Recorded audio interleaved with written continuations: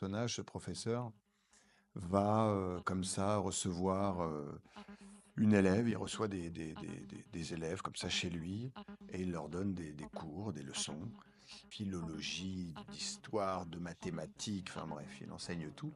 Et on lui a rajouté le fait qu'il était également professeur de danse.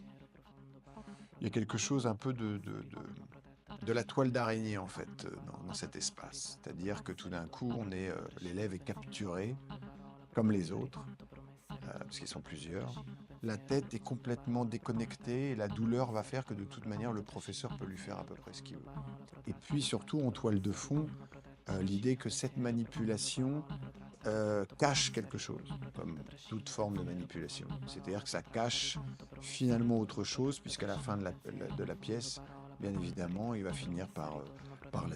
Et on peut, et c'est là où la pièce est extraordinairement moderne, c'est-à-dire que c'est pour ça qu'elle pourrait être jouée encore dans 100 ans, et on l'a dans tous les pays, on le voit à quel point les gens sont manipulés soit pour des intérêts privés, soit pour des intérêts des fois pseudo-nationaux, hein.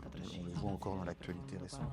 La façon de faire est extraordinaire et où derrière l'enseignement, en plus, il a voulu prendre ce rôle d'un professeur parce qu'il y a quelque chose d'une autorité morale, on a confiance, etc.